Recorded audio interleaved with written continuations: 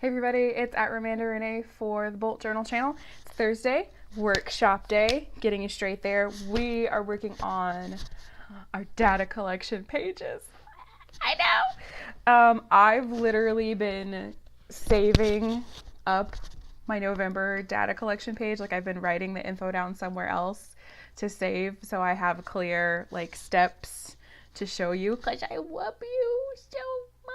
So I literally for the first full week of November haven't done my data tracking in my Bolt journal because I've had to wait to try and show you. So if you remember episode 2, the lean startup, this is episode 4, monthly pages. So I talked about learning from my mistakes. So here we go. There's some ghosting right there. Because I was like, oh, I'll do this cool color coding thing and I'll use all the different blues to show on my sleep tracker like where everything is. And then I was like, that just went through 3 pages. And then over here in this corner, you can see where I was like trying to do the color, that was part of the color key with the ghosting. And then I was trying to like by pen and ruler put it in myself my first time doing it. So it didn't work at all. I had to learn from my mistakes on that one. So there's my sleep log, my first sleep log that I did for the month of September. It is a piece of graph paper. I used double stick tape, and then for cuteness, I put washi tape over it. That's a dollar store sticker, not a fancy sticker. There was 12 of them, by the way. I didn't spend a whole $1 for one little sticker. It was like a set of stickers. Sorry. And then this is my mood tracker. I don't know how well you can see it with my crazy handwriting, but that was my mood tracker for September. Obviously, I was feeling all over the place, as to be expected. This is a little cutout of a section of a coloring book page. So remember that Zentangle adult coloring book? I literally just cut this out and colored all the little bubbles and then drew the big bubbles and drew the color code key on there. So that was my mood tracker. This, once again, coloring book, you're supposed to Zentangle the rest of the flowers. I just chopped it out. I used to chop it out and then color it, and then I learned to color it and then cut it out and put it on here, because then you don't run as much risk of the color running off or coloring outside the lines, and then that bleeds through and that makes another ghost, right? So this is my inspirational quote. I just like to have an inspirational quote on my monthly pages. There you can see the whole thing. This used to be how I did self-care prompts and then kept track. I guess that's my self-care log, we would call it, like what date and what I did, and then I would like count like what category it was going into that I was trying to work on. That changed. So that was like the first like rough draft page. So if we go over here to October, here's a prettier one. Yay, upgrades.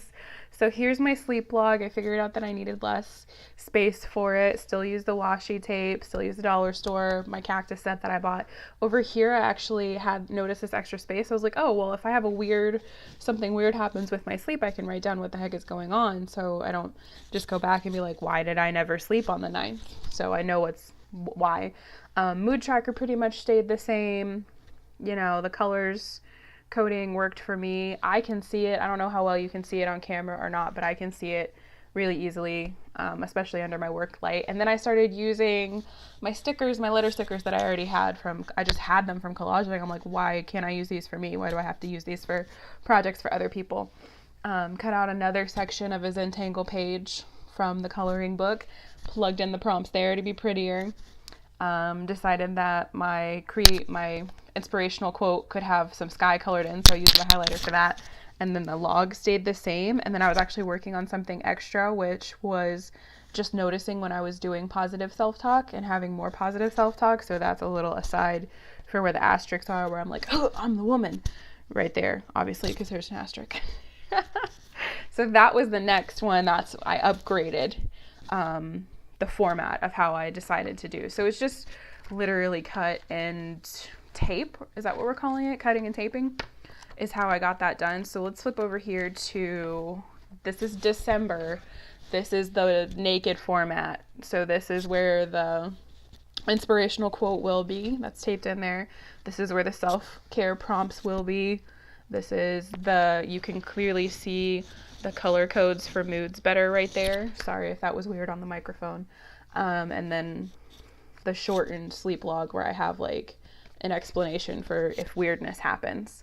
I might change how the times run because I have it starting at 1 a.m. because I am a night owl, but for new scheduling things that are coming up, I'm going to turn into a daytime person. So starting the sleep clock at 1 a.m. might not be the best, but I can just unstick it and restick another graph page in there. That's how easy it would be to upgrade. So this is how it looks naked. This is how it looks fresh when it's ready to go. Like I said, I saved this for you. After this, I'm going to go color it in and catch it up. So yeah, this is what it looks like when it's colored. Took me now that I'm a little bit better at coloring the details, because I've been at it a while, I've been doing grown-up coloring for 6 or 9 months, something like that. So this 10-20 minutes. I mean, I love to color. Sometimes I just like flip. Now that I've explained it and I showed you the Nike one, what I'll do is if I get done with my Bolt journal at night early, I'll just flip forward and color for however many more minutes I have left, because my max time at night is 20 minutes for my Bolt journal. That's as much time as it takes. So then this will turn back and become this when I fill in the info. So you don't have to track your mood. You don't have to track your sleep. You don't have to track anything. You don't have to track stuff, really, if you don't want to. But if you want to track things like doing a better job drinking water, or if you want to do a habit tracker for this is how many times I worked out this week, or this is how many minutes I want to meditate a day, or whatever, all of those options are on my Pinterest board. I'm on Pinterest as Ramanda Brockett. The Pinterest board is Bolt Journaling, so there's some of my stuff on there, and then there's a ton of resources from other bullet journalers, organizers, planners, journal inspiration for what you could track or what you might want to track if you even want to do monthly pages. I really like them. For one reason, it clearly shows me trends of what's going on health-wise and personal-wise, because sleep and mood have a lot to do with how I'm going to feel physically with my chronic health issues. And I really love having the self-care prompts up there, because it gives me a fresh look at, oh, I could count this as self-care. Okay, going to the park is self-care right now. This plugs into a mini vacation or whatever I'm calling it for the month. So it has more of it's more coordinated. It's not just like, I need to do things to take care of me. Like I have an idea, a loose idea, and then as opportunities arise and I take those stolen moments, I'm like, oh, this is exactly what I wanted to do when I set up this month anyway. So that's before the rest of my month in here. Makes sense? So there's my calendar, which again, cut and stick, and then my appointments sheet, and I have a little bucket list and goals and wishes, like what do we want to do in November. Right now I don't have any fun things written down because Thanksgiving plans aren't solidified, but like October's there was like, go trick-or-treating with my baby niece and stuff like that. It was a bunch of fun stuff that we did. And then after my calendar page is my monthly data tracker, and then we're into the month. Right now it's weekly. Once we get enough subscribers that I know I for sure will be doing my supplies haul in January for my new one, you guys will see my daily planner. And at this point, I almost think I'm going to switch to the 2-faced plan instead of 1 face per day. I might switch to 2 faces per day just because all the ideas and all the stuff I have going on for you all, that's fine with me. It could happen.